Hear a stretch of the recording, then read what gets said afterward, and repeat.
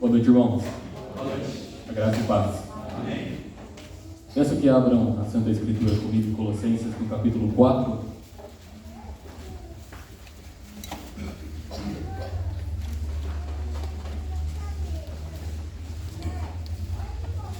Colossenses, no capítulo 4.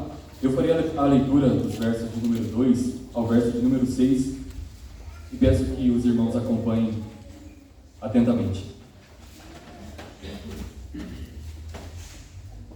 A palavra do nosso Senhor diz assim: perseverai na oração, vigiando com ações de graças. Suplicai ao mesmo tempo também por nós, para que Deus nos abra a porta à palavra, a fim de falarmos do mistério de Cristo, pelo qual também estou algemado, para que eu o manifeste, como devo fazer. Portai-vos com sabedoria para com os que são de fora, aproveitai as oportunidades. A vossa palavra seja sempre agradável, temperada com sal, para saberdes como deveis responder a cada... Até aqui, irmãos. Irmãos, na manhã de 13 de março de 1964, uma jovem chamada Kitty foi brutalmente agredida e assassinada. Ela estava voltando do trabalho para o seu apartamento. Ela morava no Queens, em um lugar de Nova York, quando o agressor apareceu de noite e cometeu esse crime. A mulher tinha 28 anos, gritou por socorro e, segundo uma revista chamada New York Times, pelo menos 38 dos seus vizinhos viram o crime acontecendo, ou viram algum aspecto do crime. E ao acenderem as luzes, aquele homem fugiu, mas depois esse homem voltou e completou o crime. Ele conseguiu assassinar essa mulher. Ao menos 38 pessoas viram o crime, mas não fizeram absolutamente nada. E a negligência desses vizinhos gerou uma certa curiosidade, que levou dois psicólogos a explorar a razão pela qual as pessoas, quando estão em uma multidão e elas presenciam algum crime, algum acontecimento, o que faz essas pessoas não fazerem nada? E eles chegaram à conclusão que é por causa da multidão. Uma multidão de pessoas que presenciam um crime faz com que as pessoas pensem que alguém tem que fazer alguma coisa. E elas se sentem eximidas da responsabilidade. Elas pensam, alguém vai fazer alguma coisa. E por isso, a pessoa que presenciou o crime não faz nada. Irmãos, embora essa tragédia e todo esse acontecimento seja algo muito, muito trágico, nós olhamos para essa história e ficamos até mesmo abismados com isso. Uma necessidade muito semelhante acontece na nossa vida, na igreja, na vida dos crentes. Diariamente nós vemos pessoas indo para o abismo, indo para o inferno, pessoas se perdendo, e nós não fazemos absolutamente nada. A vida dessas pessoas que estão se perdendo é muito pior do que a vida dessa moça que foi assassinada. Diariamente nós temos oportunidade para falar da pessoa bendita do nosso Salvador, a pessoas que estão indo para a perdição, mas nós não fazemos nada. Nós ficamos indignados quando vemos algo assim. 38 pessoas que viram um crime acontecendo e não fizeram nada. Mas quando olhamos para a nossa vida, o mesmo acontece. Muitas vezes deixamos de pregar a palavra de Deus para aqueles que estão se perdendo. Irmãos, Paulo fala a respeito da necessidade que nós temos de pregar a palavra de Deus para toda criatura. Paulo fala de um modo de viver para proclamar a mensagem do Senhor Jesus. Quero lembrar os irmãos que Paulo, na mensagem passada, falou a respeito dos deveres da família. Ele falou a respeito dos maridos e das esposas, como deve ser o relacionamento de ambos. O marido deve amar a sua esposa. Nós vemos que ele ama de modo sacrificial. Ele ama assim como Cristo amou a sua igreja. A esposa deve ser submissa ao seu marido. Ela deve respeitar a liderança do marido. Ela deve se entregar para ele, para o servir, para o honrar. Nós vemos também que o senhorio de Cristo no lar também se manifesta no convívio dos pais e dos filhos. Os pais devem tratar os filhos com amor. Eles não devem aborrecer os seus filhos para que eles não fiquem desanimados. os filhos devem obedecer os seus pais em tudo, em tudo. E vemos também que Paulo fala acerca dos servos e dos senhores. Os servos devem trabalhar como para o Senhor. Isso significa que eles não trabalham primariamente para eles ou para os seus senhores da terra. Eles trabalham para Deus. E os senhores não devem tratar os seus servos de qualquer forma. Eles também têm Senhor no céu. Deus é o Senhor de toda a criatura. E eles prestarão contas ao Senhor pela forma com que eles trataram os seus servos. E se vocês notaram, Paulo esteve falando a respeito de um modo específico. Ele falou a respeito de dentro de casa, como é o convívio dentro de casa. Agora Paulo muda a direção, ele fala como é o relacionamento do crente fora da casa, com os não crentes, com os ímpios. Como é o relacionamento dele com os que não são cristãos. Por isso, o tema dessa mensagem é como viver a fim de proclamar a Cristo. A primeira coisa que eu quero ver com vocês está no verso 2 a 4, que responde a pergunta, é: persevere na oração para que o Evangelho seja pregado. Persevere na oração para que o Evangelho seja pregado. Vejam o verso 2 a 4. Perseverai na oração, vigiando com ações de graças. Suplicai ao mesmo tempo também por nós, para que Deus nos abra a porta à palavra, a fim de falarmos do mistério de Cristo, pelo qual também estou algemado, para que eu manifeste como devo fazer. Primeira ordem do apóstolo Paulo: perseverai na oração. Deus ordena que os crentes perseverem na oração. Irmãos, muitos enxergam a oração como algo extra, como um acessório na nossa vida, como uma recomendação de Deus. Deus não recomenda oração, Ele ordena. Nós somos ordenados a orar, a ter uma vida de oração com o nosso Deus. Orar é um dever de todo cristão. E a oração, irmãos, é um meio de graça. Isso significa que Deus nos santifica enquanto nós estamos orando. Deus molda os nossos pensamentos, os nossos desejos, as nossas intenções, os nossos pedidos, todo o nosso ser na oração. Ele quem nos santifica. E Deus quer que nós perseveremos. Perseverar significa continuar uma atividade com dedicação. Nós devemos orar e perseverar nela. O cristão precisa ser conhecido como alguém que ora cessantemente, alguém que ora incessantemente a Deus, alguém que persevera nas orações. Lutero certa vez disse: se eu deixar de empregar 2 horas em oração em todas as manhãs, o diabo terá vitória o dia inteiro. Veja um homem que orava 2 horas por dia. E quando ele tinha muitas tarefas no seu dia, ele então orava 3 horas por dia. Irmãos, é claro, nós não temos tanto tempo assim para orar 3 horas por dia. Devido às nossas circunstâncias, nós não temos tantas horas assim para gastar em oração. Entretanto, nós devemos olhar para a nossa vida e perceber se nós de fato temos uma vida de oração, se nós de fato perseveramos em oração. E quando nós fazemos essa reflexão, nós vemos que nos falta perseverar em oração. Nos falta isso. Nós carecemos de perseverança em oração. E é claro, irmãos, o valor da oração não está na sua duração. Não é porque a pessoa ora 2 horas que Deus vai atendê-la. A oração que Deus atende é uma oração sincera, uma oração humilde. Mas nós precisamos compreender a necessidade que nós temos de orar. Precisamos olhar para a nossa vida e reconhecer que nós precisamos orar mais. Nós precisamos perseverar na oração. Porque perseverar na oração é marca do verdadeiro cristão. Se o cristão não persevera na oração, algo errado. Porque a oração é algo especial. É o momento em que nós estamos nos relacionando com o nosso Deus. Que filho não quer se relacionar com o seu pai? Que filho não quer estar em relação com o Pai todo amoroso, bondoso? Nós precisamos, irmãos, perseverar na oração. Os nossos irmãos da igreja primitiva oravam, eles perseveravam na doutrina dos apóstolos, na comunhão, no partir do pão e nas orações. Nós devemos fazer o mesmo. E o cristão precisa ter prazer nas orações. Irmãos, quantos de nós não tem prazer na oração? Nós começamos a orar já querendo dizer, em nome de Jesus, amém. Nós temos que encontrar prazer nesse momento, nesse doce momento em que estamos nos relacionando com o nosso Senhor. E vejam que Paulo diz: perseverai na oração, E ele dá um meio para você fazer isso, vigiando com ações de graças. Enquanto nós estamos orando, nós precisamos vigiar. Vigiar é estar alerta, é estar atento. Paulo deseja que os crentes tenham um coração grato a Deus. Nós precisamos orar e ser agradecidos. Nós precisamos ter um coração grato.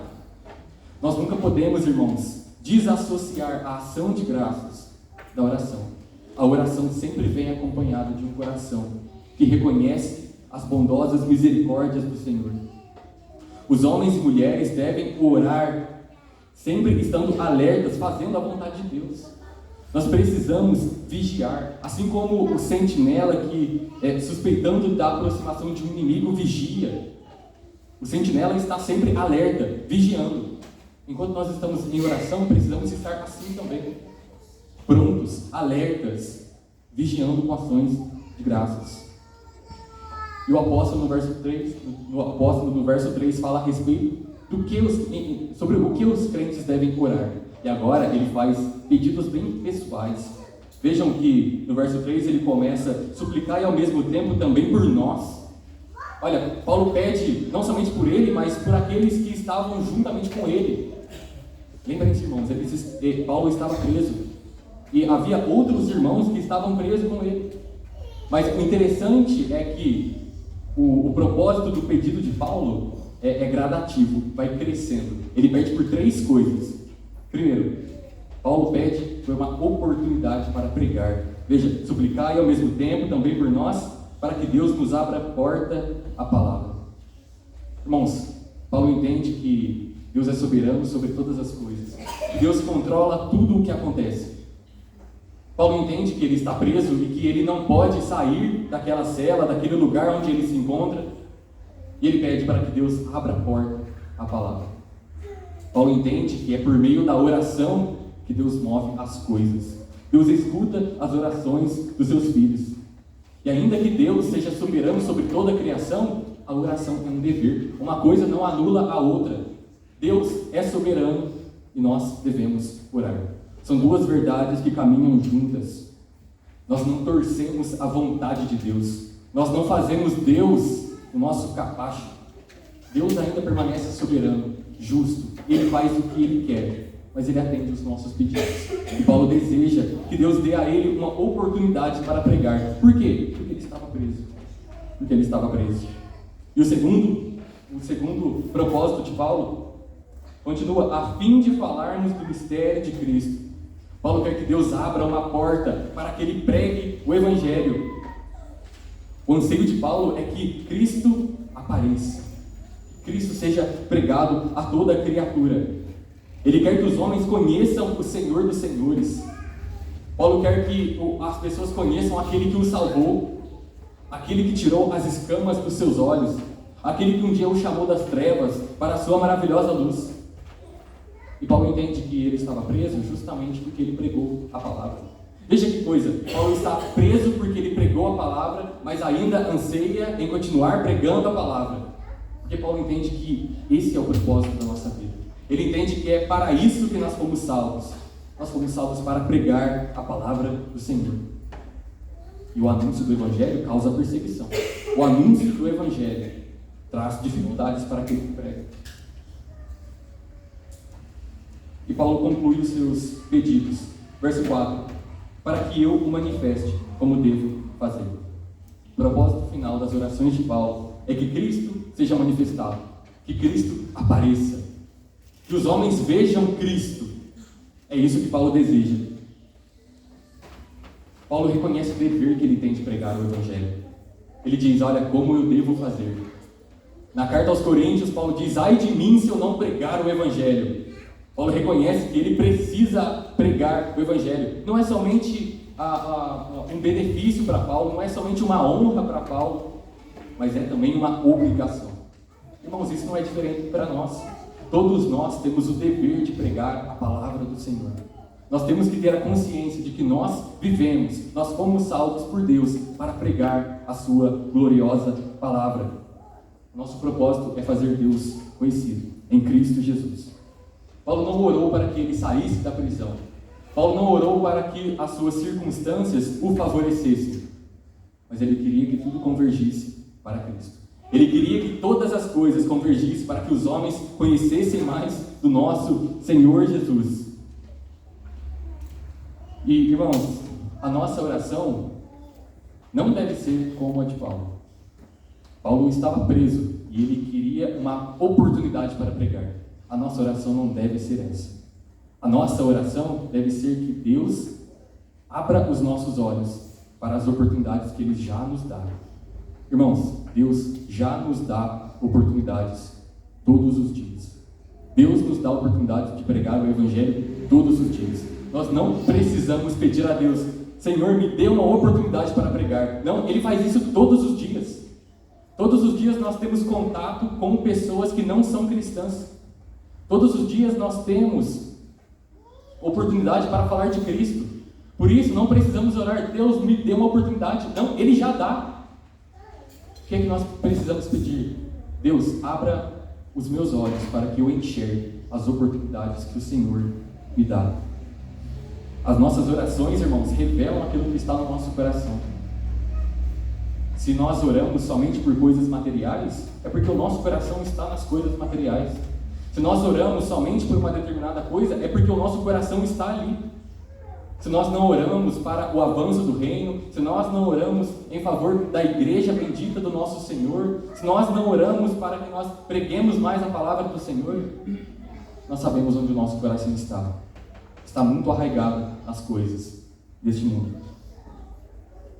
Será que o nosso maior propósito de vida é pregar Cristo? Será que o nosso maior desejo é pregar a salvação aos perdidos?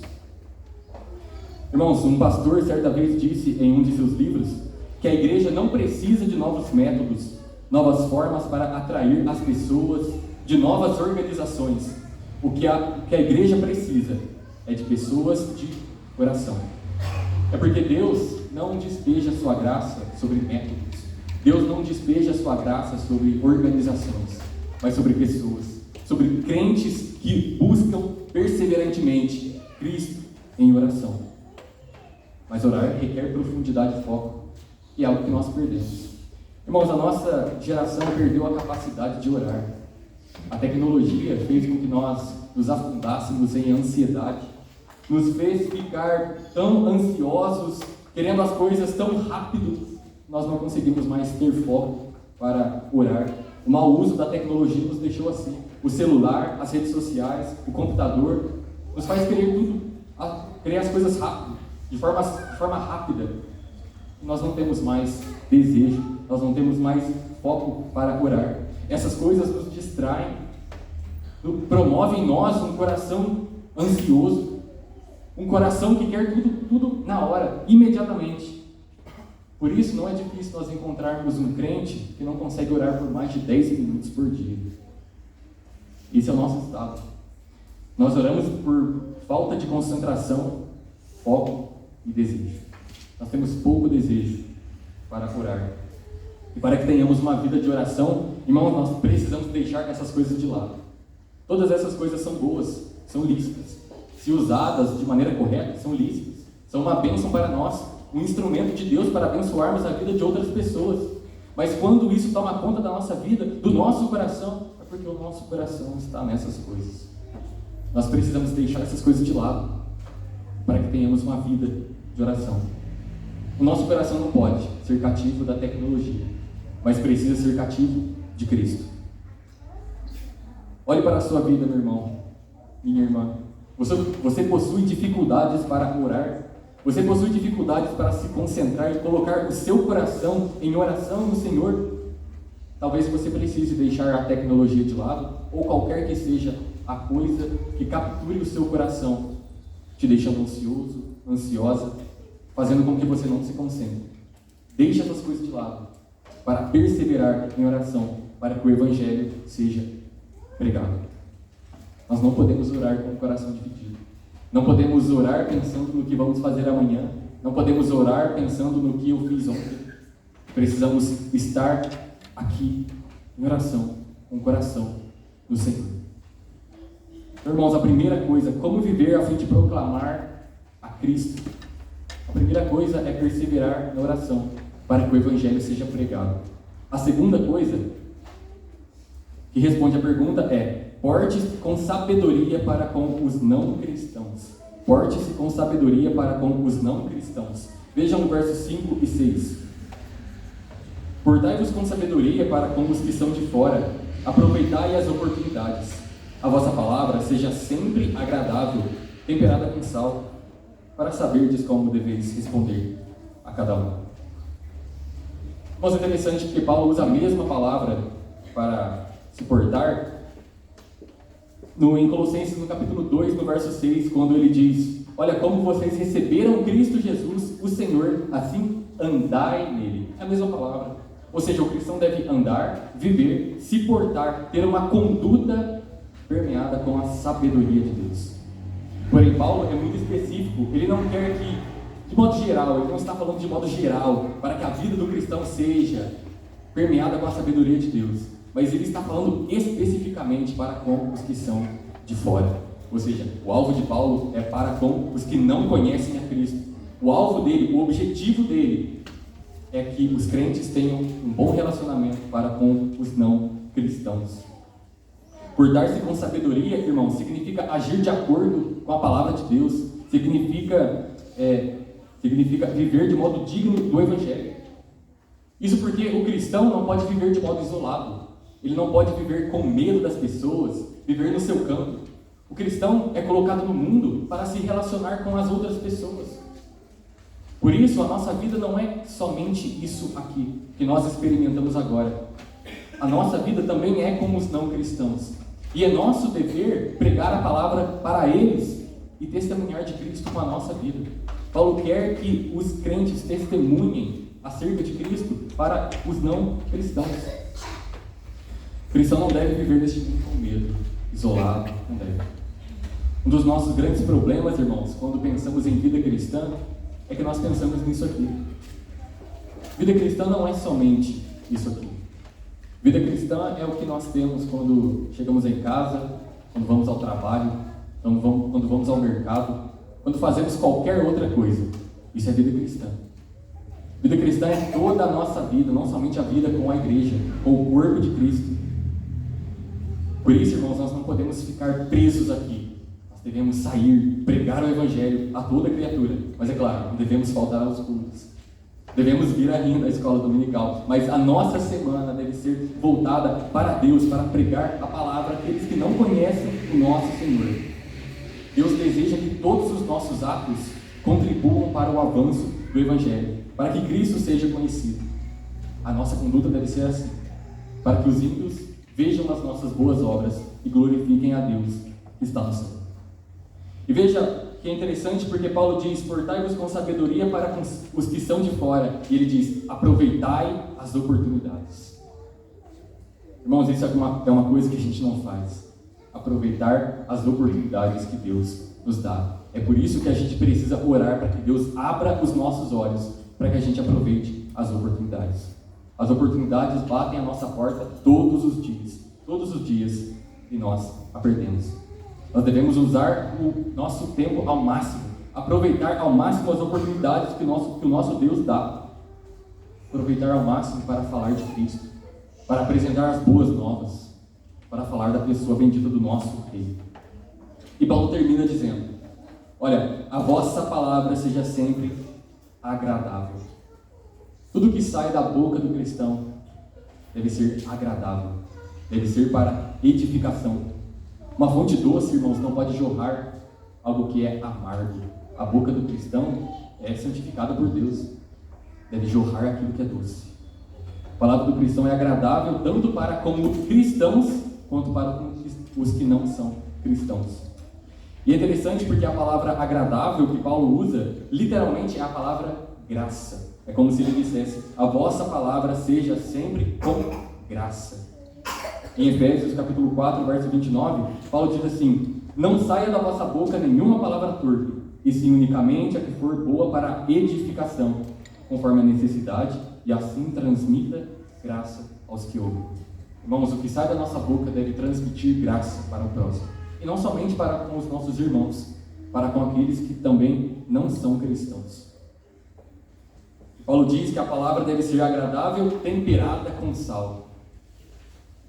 Irmãos, os alimentos no mundo antigo eram temperados com sal por dois motivos. O primeiro é para que eles fossem preservados, para que eles não deteriorassem, para que eles não estragassem.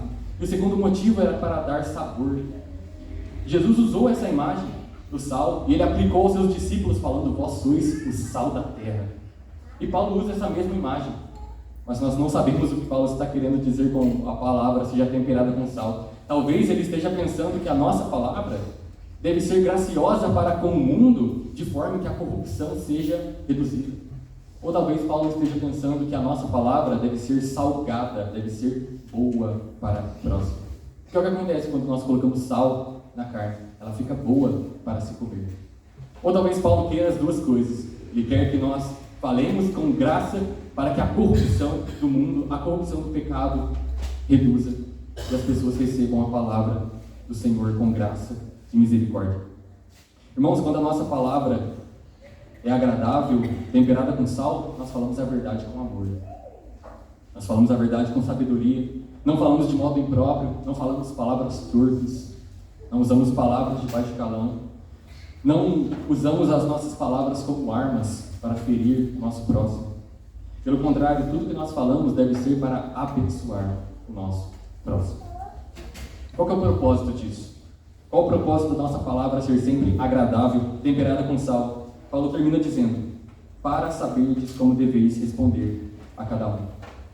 Tendo a graça de Deus nos nossos lábios, nós seremos aptos para responder a todo aquele que pedir razão da nossa fé. Nós vivemos em um mundo com uma cultura hostil, irmãos. Os não cristãos perguntarão acerca da nossa fé. Eles querem que nós os respondamos. E nós precisamos ter as respostas corretas. Eu creio no Evangelho por isso. Eu creio na pessoa bendita do meu Rei por isso. É um problema porque muitos de nós não sabem responder por que eu creio no Evangelho. Porque eu creio no meu Senhor. Nós precisamos estar aptos para isso. Precisamos ter as respostas preparadas para as perguntas. Isso significa que nós devemos falar a palavra certa, na hora certa, para a pessoa certa. E é uma promessa que o próprio Espírito nos capacitará para fazer isso. Por isso, irmãos, nós não precisamos temer a essas perguntas, porque o próprio Deus nos auxilia para que nós respondamos essas questões. Portanto, nós precisamos nos portar com sabedoria e aproveitar as oportunidades, meus irmãos. Portar-se com sabedoria para com os não crentes significa pregar Cristo com sabedoria. Você pensou que nós devemos pregar Cristo com sabedoria?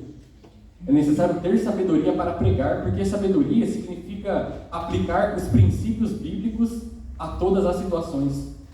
Então, portar-se com sabedoria significa compreender o momento e o que está no coração da pessoa para pregar o Evangelho. Por exemplo, se você se depara com alguém que está em um momento de luto, em um momento de tristeza, você deve apresentar aquele que diz que eu sou a ressurreição e a vida.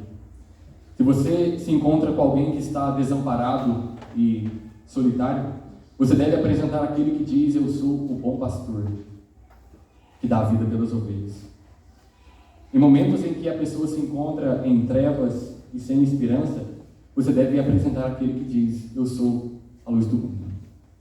Nós não pregamos o Evangelho sempre da mesma forma.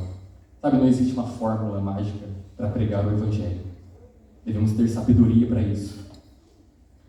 Precisamos saber que a nossa missão, irmãos, é pregar o Evangelho e fazer isso com sabedoria. Isso significa que nós devemos entender também que a gente não convence as pessoas. Irmãos, a obra de conversão é do Espírito. É Ele quem salva os pecadores. Por isso, por mais que nós tenhamos argumentos bons, por mais que nós saibamos dar a razão da esperança que há em nós, nós não iremos convencer ninguém. Quem convence do pecado e do juízo é o Espírito. Portanto, nós precisamos descansar na obra do Senhor. A salvação não é uma obra intelectual, mas é uma obra espiritual. Somente o Senhor pode fazer isso. Portar-se com sabedoria também, irmãos, é pregar para aqueles que estão com o coração aberto para ouvir. Se você nota que para a pessoa que você prega, ela continua te ouvindo, ela continua te dando ouvidos, você continua pregando a palavra do Senhor. Mas se você vê que a pessoa para quem você prega está rejeitando, você deve parar de pregar. Porque o nosso Senhor diz que nós não devemos jogar as nossas pérolas para os porcos. Devemos ter sabedoria para pregar o Evangelho. Dar testemunho para que o Evangelho de Cristo não seja denegrido, também é se portar com sabedoria para com os que não são de fora. Irmãos, o nosso pecado mancha o nome de Cristo. O nosso pecado mancha a igreja. O nosso pecado não afeta somente a nós, mas a nossa família e os nossos irmãos. Por isso, nós devemos ter sabedoria para como nós nos portamos para com os que não são cristãos. Porque eles verão os nossos pecados e nos acusarão. E o nome de Cristo é manchado. Irmãos, para concluir, nós fomos salvos por Deus para proclamar a salvação aos perdidos. Nós devemos viver para proclamar Cristo. Essa é a nossa vida. Nós vivemos para proclamar o nome do nosso Senhor. E o texto nos mostra duas formas de como nós vivemos para proclamar Cristo. Primeiro, perseverando na oração para que o Evangelho seja pregado. Irmãos, não podemos deixar que outra pessoa faça isso. Lembra da história da mulher que foi assassinada? 38 pessoas viram e não fizeram absolutamente nada. Aquele senso de alguém vai fazer alguma coisa não pode ter no nosso meio. Alguém vai fazer alguma coisa? Eis-me aqui. Eu farei. Preguemos a palavra do Senhor para toda criatura. Segunda coisa é se portar com sabedoria para com os não cristãos. Irmãos, nós temos que testemunhar de Cristo. E é com a nossa vida que nós mostramos, evidenciamos que de fato fomos salvos. É por meio da nossa vida, por meio das nossas boas obras, que nós atestamos a nossa verdadeira fé. E é nosso dever pregar a mensagem de salvação. É nosso dever apontar para Cristo, que morreu para salvar todo aquele que crê no seu nome bendito. É nosso dever fazer Cristo conhecido. Essa é a razão da nossa vida. Se você se pergunta, eu existo para quê? Eu estou nesse mundo para quê? Pregar Cristo. Pregar a palavra. Apontar a salvação aos perdidos. Irmãos, é por meio do Espírito que Cristo nos enviou que nós somos capacitados para isso. Nós não temos forças para viver toda a nossa vida para pregar a palavra do Senhor. Nós não temos força para isso, mas o nosso Deus nos capacita. Cristo diz que Ele estaria conosco todos os dias da nossa vida, até a consumação. Que Deus nos ajude, irmãos, a aproveitar todas as oportunidades para pregar o Evangelho. Veja quantas oportunidades nós já perdemos. Nós temos uma nova semana pela frente. Ou seja, novas oportunidades para pregar a palavra. Não precisamos orar, Deus, me dê uma oportunidade para pregar, só se você estiver preso. Não é o nosso caso. A nossa oração deve ser para que Deus abra os nossos olhos, para que enxerguemos as oportunidades que Ele já nos tem dado. Que o Senhor nos ajude a ter os olhos na eternidade para pregar o seu Evangelho bendito.